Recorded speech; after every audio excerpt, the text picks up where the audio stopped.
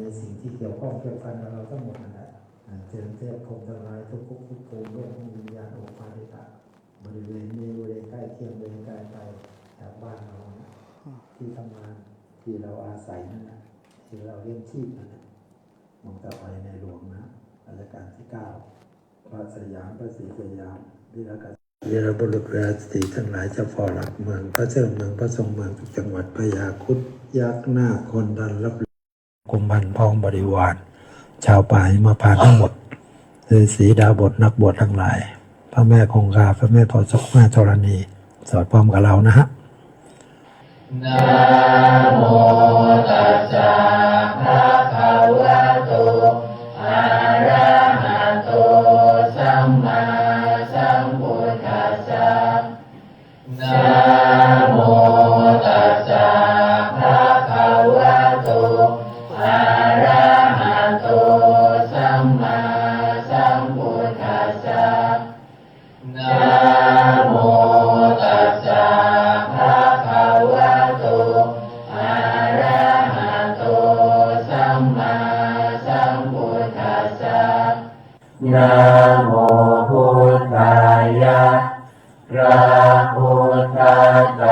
รัตนญาณมานีนพรัตน์ศีสาหัสสะสุธรรมาพุทโธ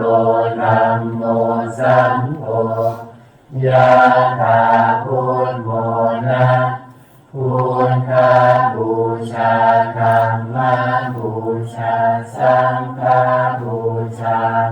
อาทิกานังวารังวันตังสิวาริจมหาเถรังอาหังวันทามิทุระโตอาหังวันทามิกาตุโยอาหังวันทามิสัพพโสพุทธธัมมาสังฆาปุเชมินะโมพุทธายะพระพุทธไตรรัตนญาณมานีนพรัตน์ศีสาหัสสะสุธรรมาพุทโธธัมโมสังโฆยะถาพุทโมนะพุทธบูชาธัมมบูชาสังฆบูชาอาทิกานังวารังวันตังสิวาริจมหาเถรังอาหังวันทามิทุระโตอาหังวันทามิกาตุโยอาหังวันทามิสัพพโสพุทธธัมมาสังฆาปุเชมินะโมพุทธายะพระพุทธไตรรัตนญาณมานีนพรัตน์ศีสาหัสสะสุธรรมาพุทโธธัมโมสังโฆยะถาพุทโมนะพุทธบูชาธัมมบูชาสังฆบูชาอาทิกานังวารังวันตังสิวาริจมหาเถรังอาหังวันทามิทุระโตอาหังวันทามิกาตุโยอาหังวันทามิสัพพโสพุทธธัมมาสังฆาปุเชมินะโมพุทธายะพระพุทธไตรรัตนญาณมานีนพรัตน์ศีสาหัสสะสุธรรมาพุทโธธัมโมสังโฆยะถาพุทโมนะพุทธ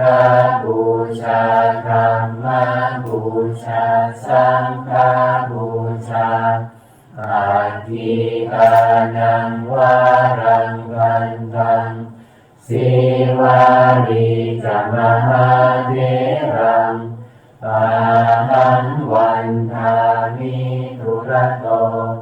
อาหังวันทามิกาตุโยอาหังวันทามิสัพพโสพุทธาธัมมาสังฆาปุเชมินะโมพุทธายะพระพุทธไตรรัตนญาณมานีโลกรัตน์สีสาหัสสะสุธัมมาพุทโธธัมโมสังโฆยะถาพุทโมนะพุทธบูชาธัมมบูชาสังฆบูชาอาทิกานังวารังกันตังสิ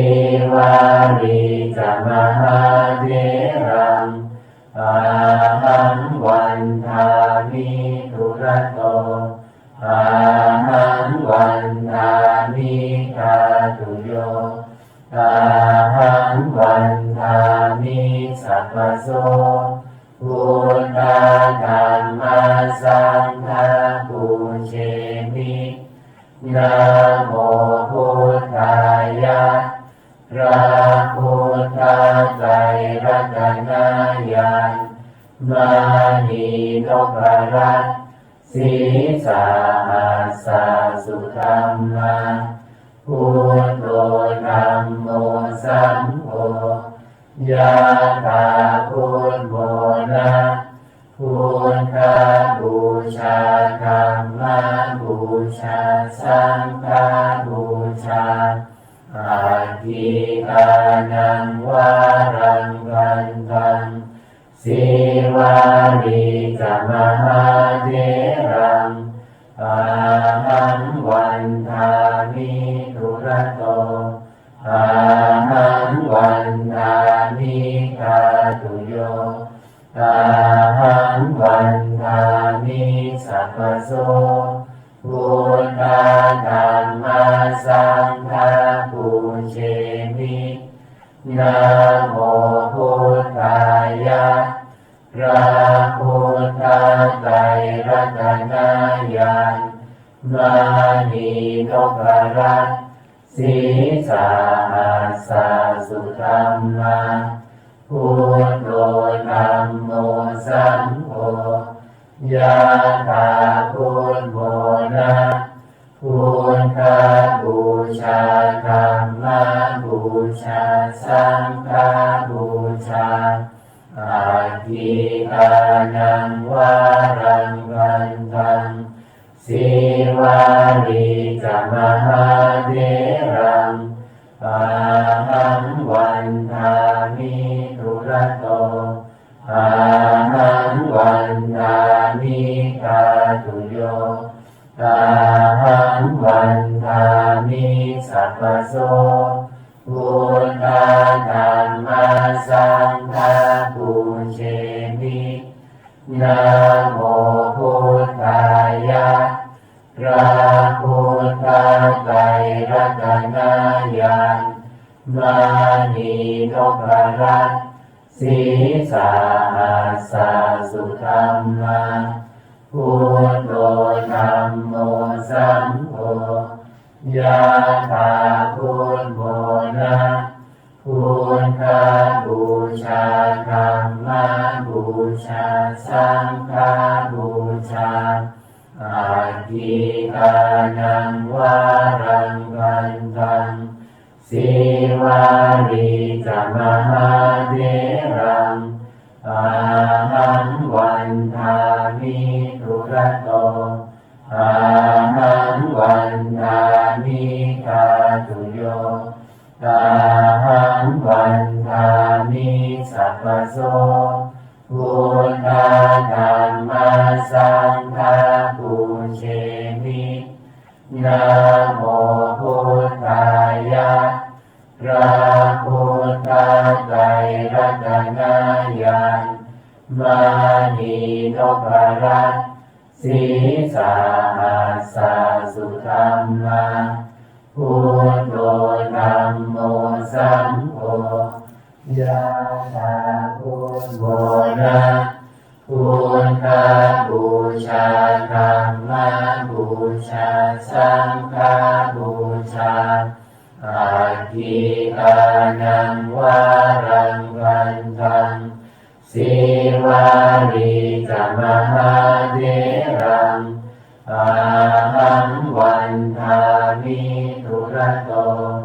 อาหังวันทามิทาตุโยตา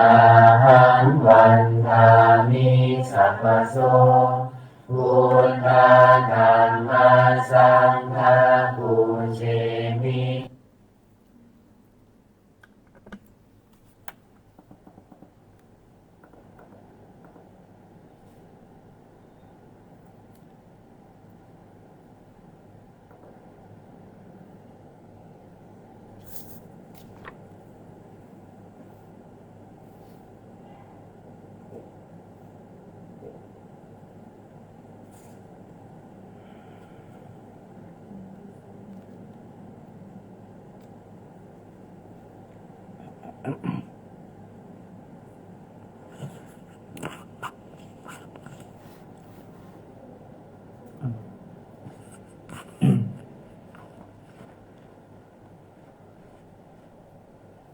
พร้อมนะ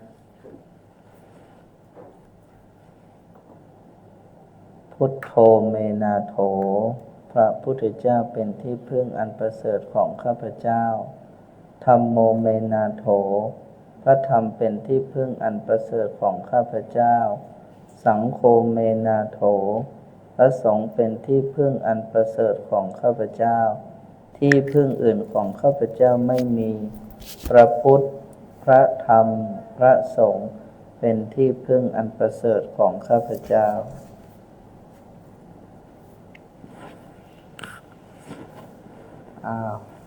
ขอโมทนาญาติโยมทุกท่าน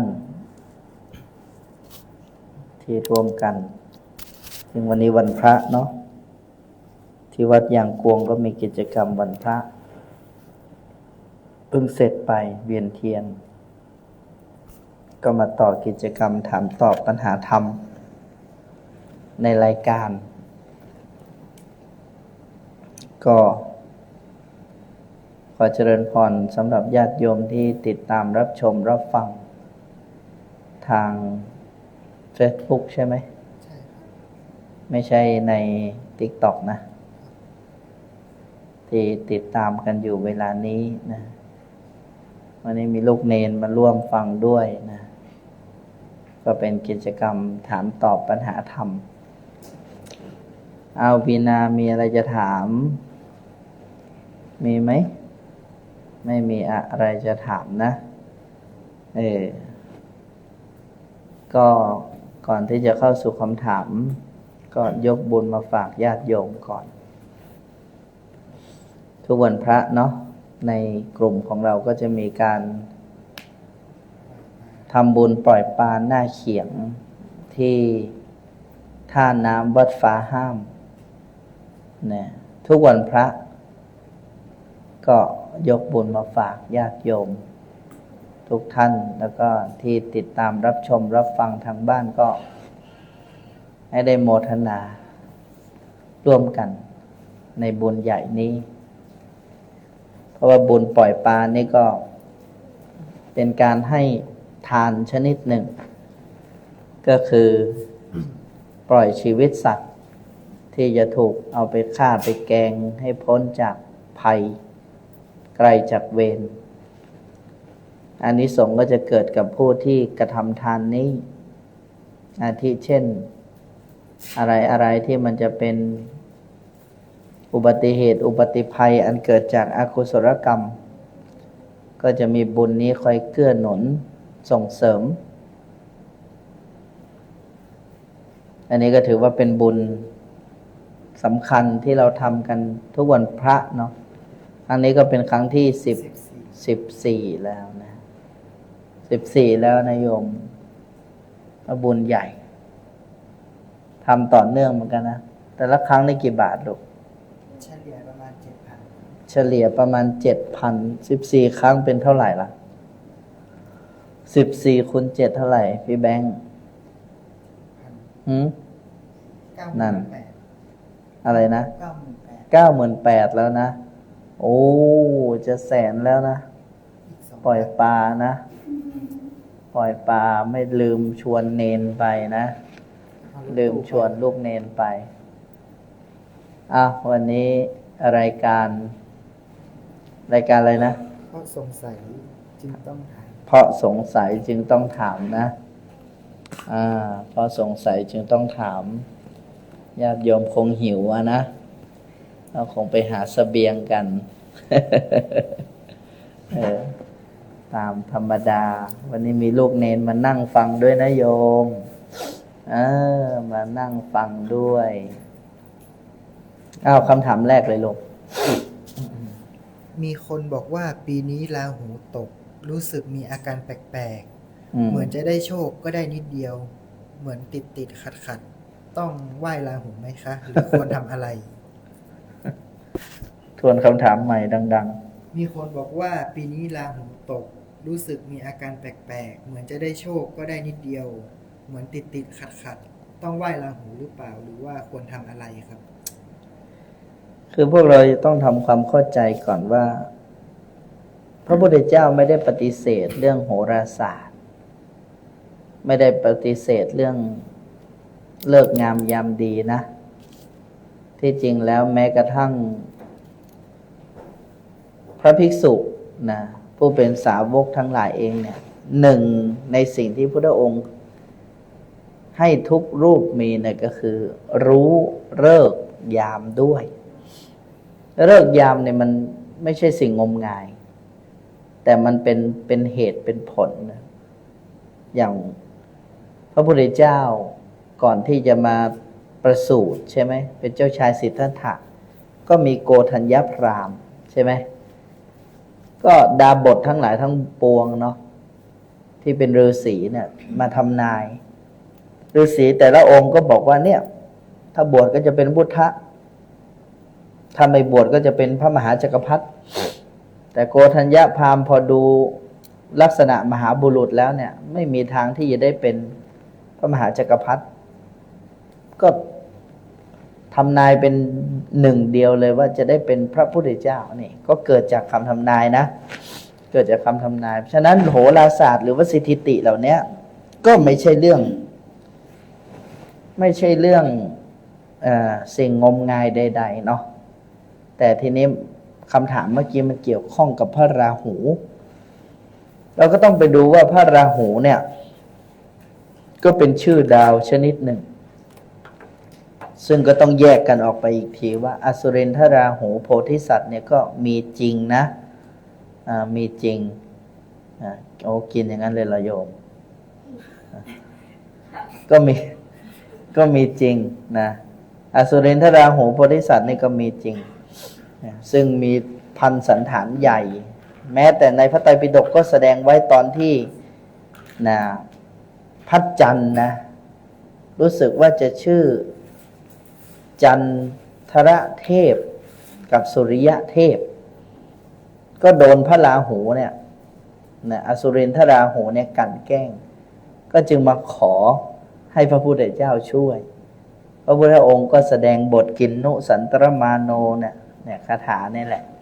เนี่ยสำหรับพระราหูเนี่ยนั้นเราก็ต้องแยกออกจากกันว่าพระราหูเนี่ยมีตัวตน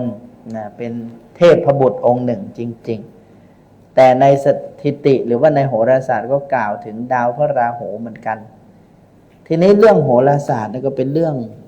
ความเชื่ออย่างหนึ่งก็ต้องตอบบอกว่าถ้าเชื่อมากก็เป็นมากถ้าเชื่อน้อยก็เป็นน้อยถ้าไม่เชื่อก็อาจจะไม่เป็นก็ได้เรื่องพวกนี้ก็แล้วแต่บุคคล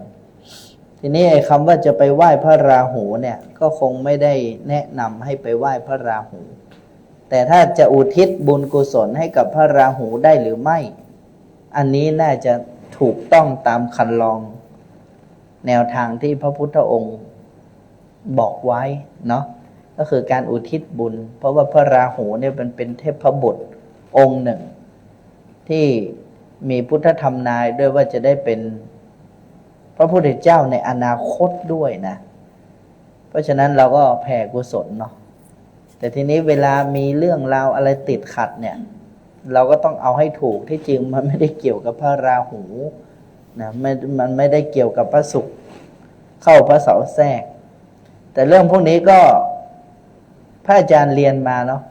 อย่างช่วงเนี้ยดาวพุธเข้าพระอาจารย์เนี่ยพระอาจารย์ดูดวงตัวเองเลยเนี่ยดาวพุธเข้าเนี่ยดาวพุธมันเกี่ยวกับคำพูดเนี่ยช่วงนี้เนี่ยไม่ต้องไปถามหาคำพูดดีไม่มีพระอาจารย์อยากจะอมน้ำมนต์มากเลยนะที่จริงหลายวันเข้ามาแล้วที่อันนี้พูดถึงนะไม่ได้เกี่ยวกับพุทธศาสนานะเป็นศาสตร์หนึ่งถ้าพระพุทธเข้าเนี่ยก็โอ้โหมันพูดอะไรมันไม่อยากพูดอะลูกนะมันขี้เกียจพูดแล้วพูดอะไรมันขี้เกียจถนอมน้ำใจเข้าใจไหมจากเมื่อก่อนถ้าพูดอะไรก็จะคิดให้มากคิดถึงเขาคิดถึงเราพอพระพุทธเข้ามาเนี่ยนะพระพุทธเข้ามาอยู่ในเรือนเนี่ยมันไม่คิดถึงเขาลูกมันคิดถึงแค่พูดให้มันจบไปเพราะฉะนั้นช่วงนี้ถ้าพูดถึงสถิติในโหราศาสตร์แล้วเนี่ย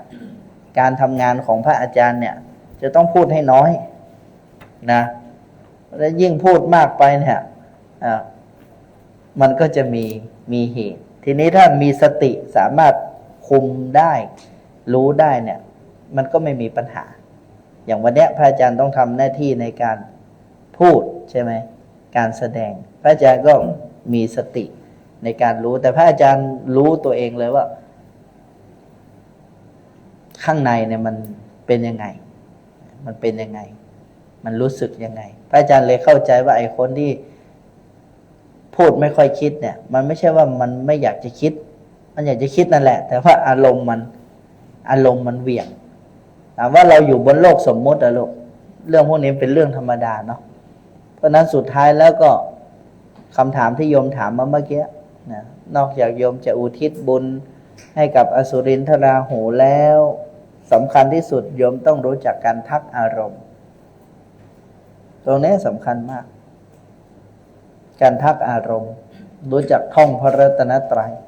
เอาพระรัตนตรัยไปท่องแล้วก็รู้จักการทักอารมณ์แต่ถ้าเมื่อก่อนเนี่ยพระอาจารย์ยังไม่ได้รู้จักคำว่าพระรัตนตรัยไม่รู้จักท่องพระรัตนตรัยไม่รู้จักการทักอารมณ์ไม่รู้จักการนำอริยสัจสี่มาใช้ในชีวิตเนี่ยพระอาจารย์ก็จะไปเหมือนพวกเรานั่นแหละไปบูชาพระราหูบ้างไปนพเคราะห์บ้างซึ่งพระอาจารย์ทำเป็นหมดเลยลูกนะตั้งเครื่องนพเคราะห์สังเวยเทวดาเนี่ยโอ้เมื่อก่อนพระอาจารย์ไม่รู้พระอาจารย์ก็ทำอย่างนั้นแหละสิ่งที่มันได้คือความสบายใจได้ความสบายใจแต่ว่ามันยังต้องพิธีรีตองหลายอย่างแต่เดี๋ยวนี้เนี่ยพอเราเข้าใจอริยสัจรู้จักวิธีการทักอารมณ์แล้วเนี่ยเราก็ไม่ต้องไปวุ่นมากนะแต่ก็ต้องทำให้มันถูกเพราะเขาถามอย่างนี้มาเราจะไปตอบไม่มีแล้วพระราหูอ่ะมันก็ไม่ใช่นะเพราะถ้ามีสัมมาทิฏฐิจริงๆแล้วเนี่ยอำนาจของทุกอย่างเนาะฤดูทั้งหลายทั้งปวงเนี่ยแม้แต่พระอาทิตย์ขึ้นพระอาทิตย์ลงยังส่งผลต่อน้ำขึ้นน้ำลงได้เห็นไหมคลื่นพลังงานเนี่ยมันมีส่งผลต่ออารมณ์ระบบความคิดสัมผัสประสาทข้างในสิ่งเหล่านี้ไม่ใช่มันไม่มีนะโยมเพราะฉะนั้นเนี่ยตรงนี้ต้องมองให้ทะลุว่ามันอะไรคืออะไรเพราะฉะนั้นวิธีการก็คือท่องพระรัตนตรัยแล้วก็น้อมบุญในการระลึกพระรัตนตรัยอุทิศให้กับเทวดาประจำตัวหรือว่าอุทิศให้กับพระอสุรินทราหูก็ได้หรือจะอุทิศให้กับเทวดาประจำวันของตัวเองก็ได้อย่างนี้เจริญพรประโยชน์ของการสร้างพระพุทธรูปคืออะไรครับประโยชน์ของการสร้างพระพุทธรูปคืออะไรก็ต้องตอบว่า คนโบราณเนาะที่จริงก็ไม่ใช่คนโบราณแม้แต่ในพระไตรปิฎกก็ได้กล่าวถึงอดีตของพระพุทธเจ้าตอนสมัยเป็นพระโพธิสัตว์พระองค์ก็สร้างบารมีในการสร้างท้าวรวัตถุสร้างพุทธรูปซ่อมพระพุทธรูปเนี่ยอย่างพระนางวิสาขาเนี่ยนะรัตนอุบาสิกาเนี่ยที่พระนางงามเนี่ยในอดีตชาติพระองค์เคยซ่อมพระมาก่อนด้วยนะนี่มีในพระไตรปิฎกด้วยเนี่ยข้อนี้เพราะนั้นประโยชน์ของการสร้างพระพุทธรูปที่จริงสำคัญแล้วเพื่อเป็นอนุสติให้ระลึกถึงพระวิสุทธิคุณพระปัญญาธิคุณพระมหากรุณาธิคุณของพระพุทธเจ้าแต่พระพุทธเจ้าพระองค์ไม่ได้ให้เราสร้างนะแต่ว่าที่สร้างเพราะว่าเราปราบปลื้มเราปีติใช่ไหมเราระลึกถึงเราอยากจะแสดงความกตัญญูกตเวทิตานะมันมีอยู่สองประเด็นหลักๆก็คือหนึ่งเพื่อระลึกถึงพระสัมมาสัมพุทธเจ้าสองเพื่อเป็นเครื่องเตือนใจของเราว่าบัดนี้เนี่ยพุทธธรรมสังฆะได้ประทับอยู่ในใจเราแล้วหรือยังอันนี้เป็นหลักใหญ่เลยนะไม่ต้องไปเรื่องพูดถึงเรื่องโชคลาภวาสนาอำนาจศักดิ์นั้นที่จริงมีอานิสงส์อยู่แต่พระอาจารย์ไม่อยากให้พวกเราไปมองประเด็นตรงนั้นมากเพราะมันเป็นประเด็นที่เหตุผลมันอยู่ท้ายสุดท้ายแล้วถ้าต้องการอำนาจวาสนาศักดิ์อันใดเนี่ยก็ให้ทำตัวเองนั่นแหละไม่ได้อยากให้มันไปมองคิดว่าอ๋อสร้างพระพุทธรูปแล้วจะได้สิ่งนั้นสิ่งนี้ไม่ใช่แต่จะมีอานิสงส์แน่เนี่ยไม่ใช่ไม่มีอานิสงส์เหมือนกันเพราะนั้นอันนี้พระอาจารย์ก็ต้องตอบแบบจะว่ากลางก็ไม่ใช่นะมันรู้อะลูกนะรู้กับไม่รู้เนี่ยมันก็ไม่เหมือนกันอย่างพระอาจารย์ก็ทำมาสร้างมาอย่างเดือนหน้าเนี่ยเราก็จะมีการหล่อพระประธานอุโบสถนี่หล่อพระประธานอุโบสถพระอาจารย์ก็เดี๋ยวพระอาจารย์ก็นำพวกเราไปทำอีกเห็นไหมที่เนี่ยถามว่าเอาง่ายๆเลยวัดยางกวงเนี่ยถ้าไม่มีพระเจดีย์เนี่ยลูกไม่มีพระพุทธรูปเนี่ยตอนนี้ที่นี่ยังจะเป็นวัดอยู่หรือเปล่าไม่เป็นแล้วนะโยมตอนนี้คงจะเป็นบ้านกันไปหมดแล้วอันนี้จะบอกว่าเป็นอานิสงส์ได้ไหมก็เป็นการยังพระศาสนาได้เหมือนกันเนาะเพราะนั้นอันนี้ก็มีอานิสงส์อยู่อนุโมทนาความรู้สึกเหมือนว่าคนนี้จะมาหาและเขาก็มาจริงๆเกิดจากอะไรครับเขาเรียกว่าเซนส์เนาะเซนส์เนี่ยมันเกิดจากอำนาจของสมาธิที่มีในอดีตด้วยแล้วก็ที่มีในปัจจุบันด้วยนี่จริงอย่างบางคนที่มีเซนส์เนี่ยเพราะว่าอดีตชาติเป็นพวกที่ทำสมาธิทำฌานไว้ดีเพราะของพวกนี้มันเป็นอริยทรัพย์นะมันไม่ได้หมดตายไปกับเราในชาตินั้นบุญกรรมเนี่ยมันตามเราทุกภพทุกชาติเพราะนั้นไอ้พวกคนมีเซนส์เนี่ยก็จะเป็นพวกที่นี่แหละพวกที่มีบุญเก่าเกี่ยวกับการนั่งสมาธิการเข้าฌานใช่ไหมก็จะมีเซนส์จะรู้ถึงสิ่งที่จะเกิดขึ้นบางคนเห็นเป็นภาพเลยว่าอะไรจะเกิดขึ้นอย่างมีโยมพระอาจารย์อยู่คนหนึ่งเนี่ยโยมแม่สุวิมลแกก็บอกเลยว่าโยมแม่สุวิมลเนี่ยแกเคยฝันคือมีนิมิตมีเซนส์ว่าเพื่อนเนี่ยนั่งเครื่องบินแล้วตกเครื่องบินตายแกก็เอาเรื่องนี้ไปบอกกับเพื่อนแต่ใครไม่ฟังใครไม่เชื่อนะ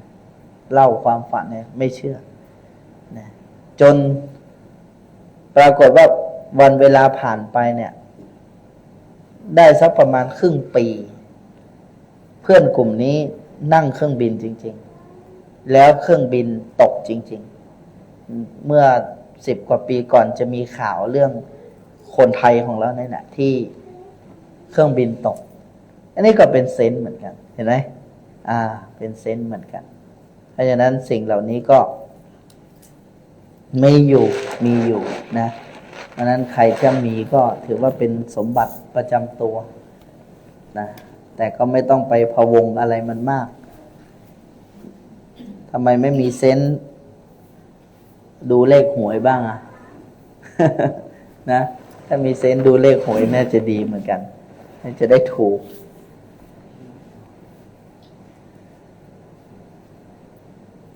คำถามต่อไป คำถามต่อไปว่า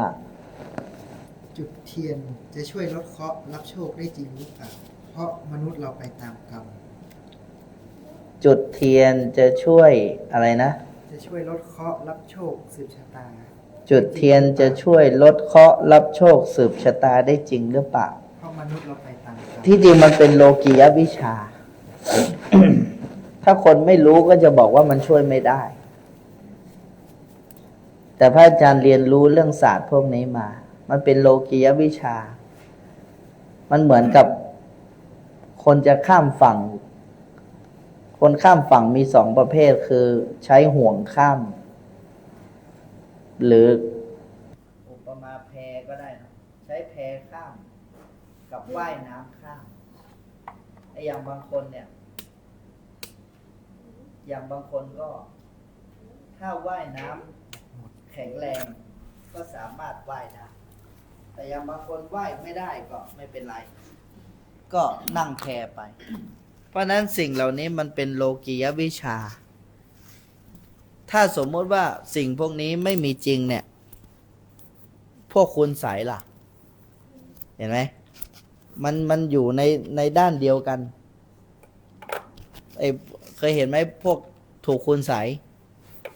ถูกคุณใสด้วยเทียนก็มีนะทำเทียนให้ตกอับก็มีนะ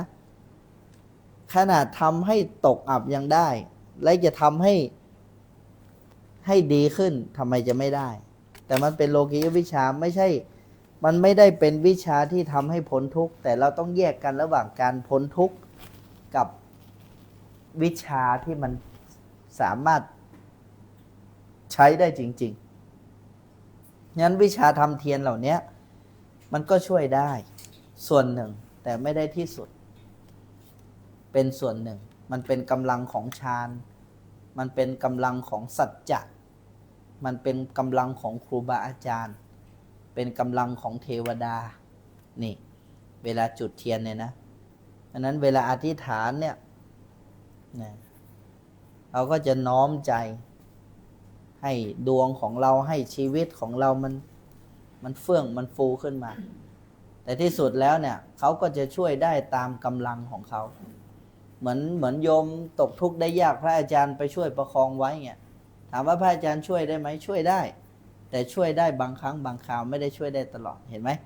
การที่พระอาจารย์ไปช่วยประคองพยุงไว้เนี่ยก็ทำให้โยมไม่ตกต่ำได้นะโยมหิวข้าวพระอาจารย์เอาข้าวมาให้โยมกินเห็นไหมพระอาจารย์ช่วยไหมช่วยได้แต่ที่สุดแล้วโยมต้องหาข้าวกินเองใช่ไหมนั่นเป็นเหตุผลใช่ไหมแต่บางครั้งบางทีสุดวิสัยพระอาจารย์ก็ช่วยโยมก็เหมือนกันเรื่องสิ่งเหล่านี้มันเป็นโลกียวิชามันเป็นโลกียวิชายิ่งบางทีพวกเราลองดูสิบางทีการจุดเทียนเนี่ยมันเป็นกุศโลบายของคนเมื่อก่อนถ้าจะบอกให้โยมไปพ้นทุกข์พ้นโศกเนี่ยโยมไม่เอาโยมอยากจะเอารวยโยมอยากจะเอายศถาบรรดาศักดิ์เขาก็ให้โยมไปนั่งจ้องเทียนแล้วก็สวด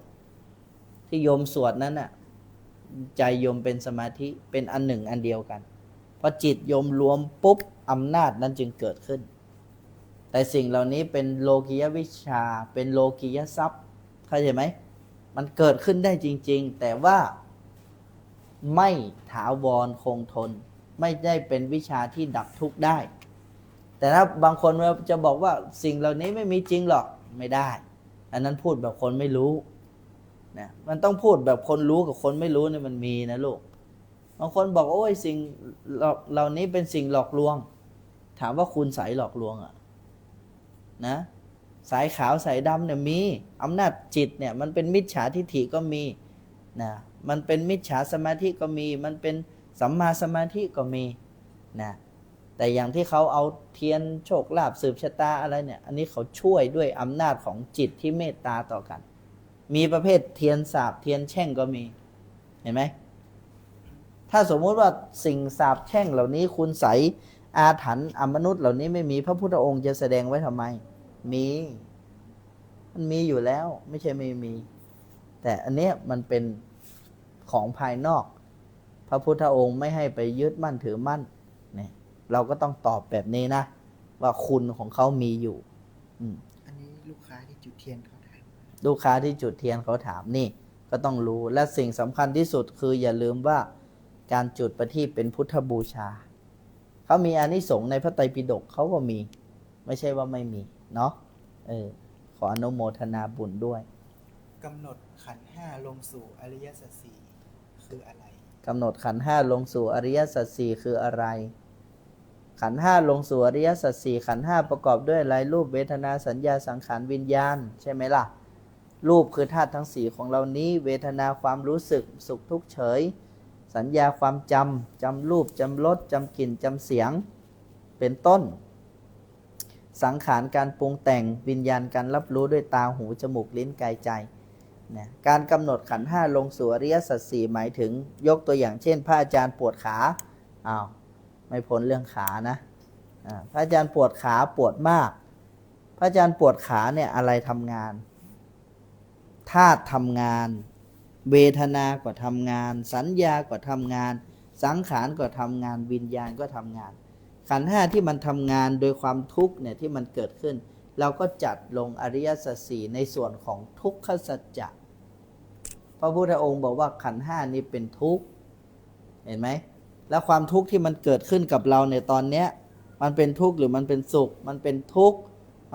เกิดจากขันธ์ห้านี่เป็นทุกขสัจจะมันเป็นทุกข์แล้วอะไรเป็นเหตุแห่งทุกข์เพราะการที่เราไม่รู้ว่าขันธ์ห้าเนี่ยมันไม่ใช่ตัวเราของเราเราจึงยึดมั่นถือมั่นอยากจะให้มันหายตอนนี้นะหรือว่าอยากจะให้มันปลดทุกข์ตอนนี้เนี่ยมันเป็นไปไม่ได้เพราะฉะนั้นการที่เราไปยึดมั่นถือมั่นว่ามันอย่าเป็นแบบนี้หรือว่ามันต้องหายนะคือเอาตัณหาไปผูกมันตัณหามี3กามตัณหาภวตัณหาวิภวตัณหากามตัณหาความอยากได้ภวตัณหาอยากได้คืออะไรอยากได้ความสุขเนี่ยแต่มันจะเป็นความสุขไหมตอนนี้มันเจ็บขาเนี่ยมันไม่ได้เป็นไปตามอำนาจใจของเราความสุขก็เกิดไม่ได้ภวตัณหาเนี่ยขอให้ความสุขนี่มันอยู่ไปตลอดมันจะอยู่ไปตลอดได้ไหมไม่ได้อยู่ไปตลอดสุขภาพดีไม่ได้อยู่ไปตลอดเพราะร่างกายนี้เป็นอนิจจังทุกขังอนัตตาวิภวตัณหาสิ่งที่ไม่ปรารถนาไม่ชอบใจอย่างเนี้ยเจ็บขาเนี่ยเราไม่ชอบหายสิเนี่ยเราไปยึดมั่นถือมั่นกายใจนี้แล้วก็ไปบังคับไปคิดว่ามันจะต้องหายจากโรคภัยไข้เจ็บที่เป็นอยู่เนี่ยนี่เป็นเหตุแห่งทุกข์เราก็กำหนดอย่างนี้โอ้นี่เป็นเหตุแห่งทุกข์ทีนี้เราจะทำยังไงทางดับทุกข์ก็คือละวางดับด้วยวิธีไหนด้วยปัญญาว่ามันไม่ได้เป็นไปอย่างที่เราจะคิดไอเนี้ย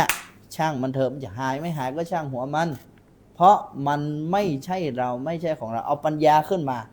พอปัญญามันตั้งขึ้นมาแล้วเนี่ยสัมมาทิฏฐิมันเห็นแล้วว่ามันไม่ใช่เราของเราเราก็ไม่ได้ไปยึดมั่นถือมั่นแล้ววันนี้มันจะเจ็บจะปวดตอนนี้มันจะปวดจะเจ็บเรื่องของมันไปเป็นเรื่องของขันธ์ห้าไปแต่ใจนี้ไม่เจ็บไม่ปวดนี่เป็นนิโรธสัจจะสุดท้ายมรรคสัจจะคืออะไรสัมมาทิฏฐินี่แหละการเห็นถูกแบบนี้แหละเรียกว่าเจริญมรรคสัจจะสัมมาทิฏฐิสัมมาสังกัปปะสัมมาวาจากัมมันตะอาชีวะวยมัสสติสมาธิใช่ไหมล่ะอริยมรรคมีองค์8การที่เราจับขันธ์ห้าลงสู่อริยสัจสี่จึงทำแบบนี้ไม่ได้ทำยากเลยนะทำตามความเข้าใจที่เราทุกคนเห็นในหนังสืออ่านในหนังสือนั่นแหละพระอาจารย์ก็เนี่ยดูมันไปดูมันเกิดขึ้นอะไรมันเป็นทุกข์ขันธ์ห้านี้เป็นทุกข์พระอาจารย์ยึดมั่นถือมั่นมันเป็นเหตุแห่งทุกข์ละวางมันก็เป็นทางดับทุกข์รู้แค่นี้นี่แหละคือการจับขันธ์ห้าลงสู่อริยสัจสี่แต่ทีนี้ความทุกข์มันมีตั้งหลายอย่างโยมความทุกข์อันเกิดจากรูปบ้างเวทนาบ้างสัญญาบ้างสังขารบ้างวิญญาณบ้างแต่ละอย่างเราก็จะเห็นมันเกิดดับโดยการเข้าไปลงสู่อริยสัจสี่แบบนี้นะจิตตั้งมั่นเป็นอย่างไรครับจิตตั้งมั่นเป็นยังไงจิตตั้งมั่นในที่นี้อาจจะกล่าวว่าสมาธิหรือเปล่านะสมาธิแปลว่าจิตตั้งมั่นนะ สติความระลึกได้ใช่ไหมเนี่ยสมาธิแปลว่าจิตตั้งมั่นกับสิ่งใดสิ่งหนึ่งนะอย่างสมาธิที่พระพุทธองค์สรรเสริญเนี่ยก็คือสมาธิที่เห็นขันธ์ห้าทำงานนะเห็นว่าอะไรเกิดเห็นว่าอะไรดับนะมีจิตตั้งมั่นไม่ได้จิตตั้งมั่นแบบนิ่งสงบอย่างเดียวไม่รู้ภาษีภาษาไม่ใช่นะคำว่าจิตตั้งมั่นในที่นี้เนี่ยพุทธองค์สรรเสริญในเรื่องของจิตตั้งมั่นที่เห็นกายเวทนาจิตธรรมมันทำงานยังไงมันเกิดขึ้นยังไงมันตั้งอยู่ยังไงมันดับไปยังไงนะอย่างพวกเรานั่งอยู่ตอนนี้รู้ตัวทั่วพร้อมเนี่ยรู้ตัวทั่วพร้อมเนี่ยว่าตัวเองกำลังนั่งอยู่เห็นไหมแต่ถ้าพวกเราเอาใจออกไปข้างนอกเนี่ยหรือใจออกไปคิดอะไรเนี่ยอย่างตอนนี้กำลังคิดอะไรเนี่ยเห็นไหมมันสร้างหลายอย่างให้เกิดขึ้นดังนั้นจิตตั้งมั่นเนี่ยก็คือการกลับมาอยู่กับกายกับใจนี้กลับมาอยู่กับกายกับใจนี้สบายสบายมันกำลังนั่งอยู่ก้นกำลังนั่งที่พื้นอยู่รู้ตัวทั่วพร้อมมือกำลังแตะ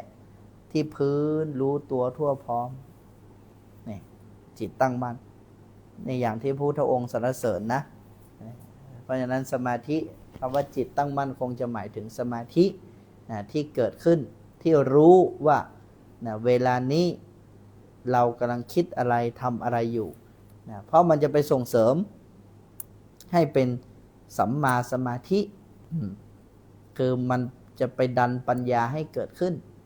อย่างคนที่ไม่มีสมาธิเนี่ยไม่มีสัมมาสมาธิเนี่ยมันก็ไม่รู้ว่าเวลานี้เนี่ยรูปมันทำงานยังไงเพราะใจมันก็มัวเอาไปส่งออกข้างนอกมันเลยไม่รู้เวทนาทำงานยังไงสัญญาสังขารวิญญาณมันเลยไม่ได้อยู่กับปัจจุบันทีนี้พอมันไม่อยู่กับปัจจุบันมันก็ไม่รู้ปัจจุบันพอไม่รู้ปัจจุบันปุ๊บมันก็แก้ไขไม่ถูกมันไม่รู้เหตุไม่รู้ผลที่เกิดขึ้นในปัจจุบันนี่เพราะนั้นจิตตั้งมั่นก็คงจะหมายความเอาแบบนี้นะที่จริงมันมีความหมายหลายอย่างแต่พระอาจารย์ขออธิบายในส่วนนี้เพราะว่าจิตตั้งมั่นนี้พวกเราส่วนใหญ่ก็จะเอาแต่จิตใจที่สงบอย่างเดียวสงบในสมาธิข้างนอกมันจะเป็นอะไรไม่รับรู้สักอย่างไม่อยากต้องการไม่อยากเห็นความทุกข์ไม่อยากประสบกับความทุกข์ฉันจะเอาแต่ความสงบส่วนใหญ่เราไปเข้าใจอย่างนี้ซึ่งพุทธองค์ไม่ได้สรรเสริญนะต่อไปเลยครับการยกฉัตรการบูรณะควรอธิษฐานว่าอย่างไรครับการยกฉัตรการบูรณะปฏิสังขรณ์ต่างๆก็อธิษฐานถึงพระนิพพานเป็นอย่างเดียวเลยไม่ต้องไปอธิษฐานอย่างอื่นอย่างพระอาจารย์ทำอะไรเนี่ยพระอาจารย์อธิษฐานอย่างเดียวคือนิพพานอนุภาพแห่งบุญที่ข้าพเจ้าได้ทำนี้ขอจงเป็นปัจจัยข้าพเจ้าได้ถึงซึ่งพระนิพพานรู้ทุกข์รู้เหตุแห่งทุกข์รู้ทางดับทุกข์รู้วิธีการดับทุกข์นี่เอางี้ตรงๆง่ายๆแล้วต่อท้ายอีกหน่อยอย่างที่เราตอบไปเมื่อวานว่าคำว่าไม่มีไม่ได้จงอย่าปรากฏมีแก่ข้าพเจ้านี่อธิษฐานอย่างนี้นะวีนานะอธิษฐานแบบนี้นะโอ้ยง่วงนอนแล้วเว้ย อีก2 คำถามครับการที่เราขอพรให้คนอื่นได้หรือเปล่าครับการที่เราขอพรให้คนอื่นก็เป็นการแผ่บุญเนาะแผ่เมตตาก็น่าจะได้สมมุติว่าใครมีโรคภัยไข้เจ็บใช่ไหมสมมุติว่าใครมีโรคภัยแล้วก็แผ่บุญให้ขอให้พี่มีความสุขปราศจากความทุกข์เนี่ยการขอไม่ใช่หมายความว่าขอพรเทพเจ้าองค์นี้ไปช่วยองค์นี้ไม่ใช่นะแต่ถามว่าได้ไหมได้นะไม่ใช่ไม่ได้แต่ว่าพระพุทธองค์ไม่ใช้วิธีนั้นให้ใช้วิธีการขอพรด้วยการระลึกถึงบุญที่ตัวเองได้ทำขอจงเป็นสัจจะเหมือนพระอาจารย์ประกาศพระปริตรมันก็เป็นพรอย่างหนึ่งมันเป็นพรที่เป็นสัจจะยังกินจิวิตังอิทังวาหูรังวาสักเคสุวายังรัตนังเนี่ยทรัพย์เครื่องปลื้มใจอย่างใดอย่างหนึ่งในโลกนี้หรือโลกอื่นหรือรัตนะใดอันประณีตในสวรรค์ทรัพย์เครื่องปลื้มใจอันนั้นเนี่ยเสมอด้วยพระพุทธเจ้าไม่มีเห็นไหมด้วยสัจจะวาจานี้ขอความเป็นสวัสดิมงคลขอความปลอดภัยนะจากสิ่งชั่วร้ายทั้งปวง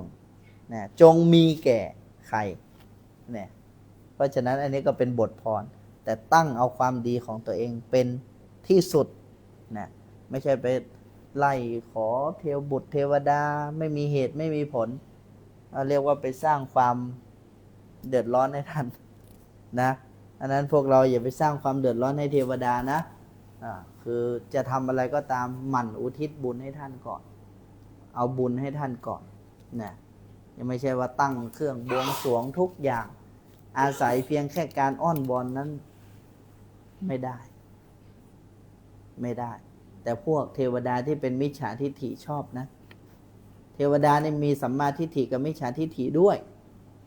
ในส่วนที่เป็นพวกมารเนี่ยเป็นเทวดาที่เป็นมิจฉาทิฏฐิเขาชอบคนมาไหว้มาเส้นมาสวงเขาเป็นเจ้าพ่อเขาเป็นเทพเจ้าแต่ให้โทษนะถ้าวันไหนไม่ทำหมดแล้วเนี่ยเตรียมตัวนี่ข้อสุดท้ายครับหัวใจสำคัญของพรหมวิหารสี่หัวใจสำคัญของพรหมวิหารสี่อะไรลูกเขาพิมพ์มาแค่นี้ครับหัวใจสำคัญของพรหมวิหารสี่เมตตากรุณามุทิตาอุเบกขาเหรอหัวใจสำคัญเหรอ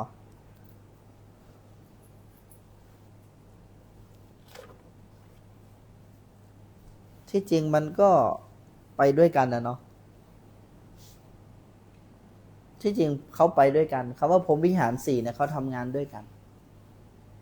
เพราะมีความรักจึงสงสารเพราะมีความรักจึงสงสารเพราะสงสารจึงยินดีนะเห็นความดีซึ่งกันและกันมุทิตายินดีเพราะมีความรักความสงสารมีความยินดีซึ่งกันและกันและสุดท้ายจึงมีอุเบกขาคือไม่ยึดมั่นถือมั่นพวกเราลองคิดดูว่าจู่ๆคนเราจะแสดงความยินดีต่อกันได้ไหมถ้าไม่มีเมตตาถ้าไม่รู้จักกันมาก่อนถ้าไม่เกื้อกูลกันมาก่อนได้ไหม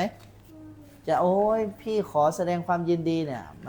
มันก็ได้แค่ไปได้แต่ว่าใจมันเป็นไปไม่ได้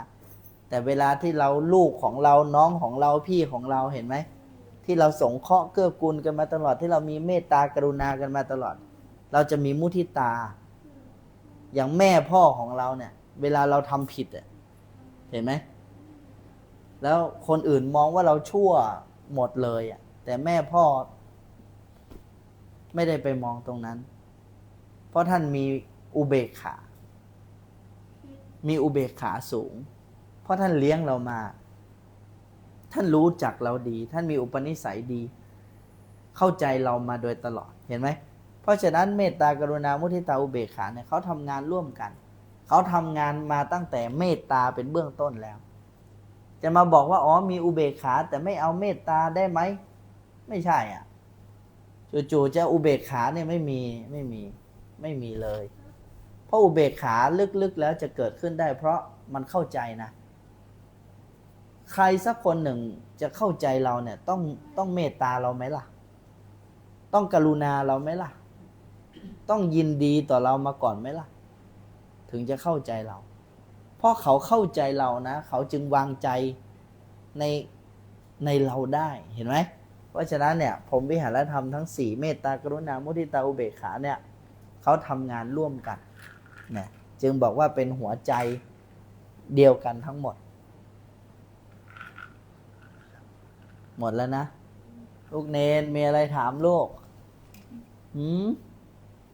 ลูกเนนตอบปัญหาบ้างดีกว่าลูกเนนพุทโธเมนาโถให้ฟังหน่อยลูกเนนรูปนี้ชื่ออะไรครับแนะนำตัวน้องเนนอะไรลูกน้องเนนพัดประนมมือ1 2 3พุทโธเมนาโถพร้อมกัน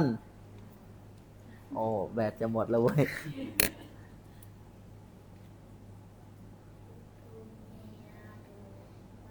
ดังอีกหน่อยโลก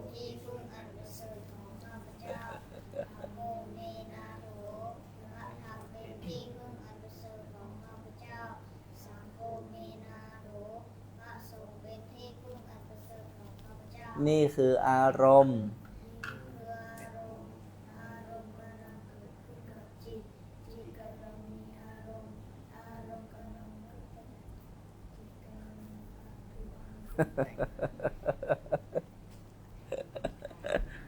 แบตจะหมดแล้วลูก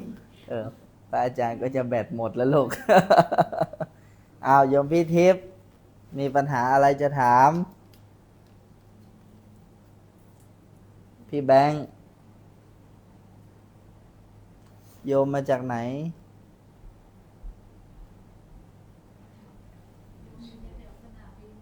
เหรอ สาธุ มาทุกวันนะ มาทุกวันพระนะ อยู่เชียงใหม่ใช่ไหม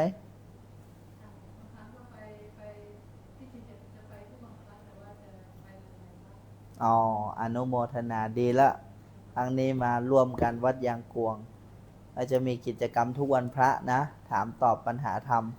ก็เชิญพวกเรา ดีละอนุโมทนา ก็ขอบคุณนะ พวกเราทุกคน ที่ได้มาช่วยกันอุปถัมภ์งานพระศาสนา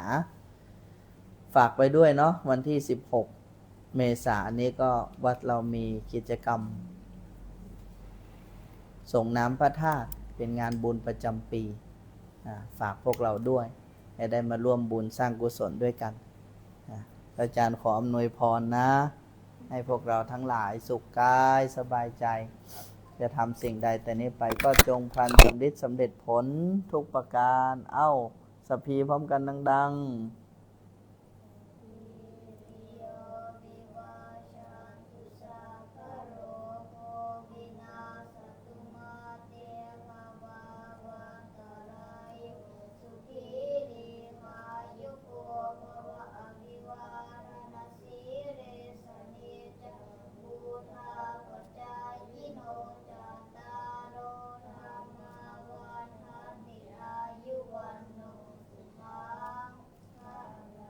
สา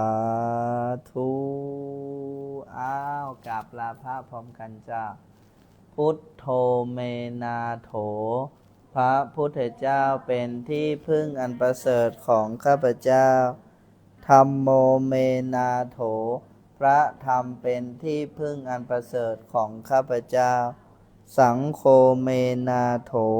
พระสงฆ์เป็นที่พึ่งอันประเสริฐของข้าพเจ้า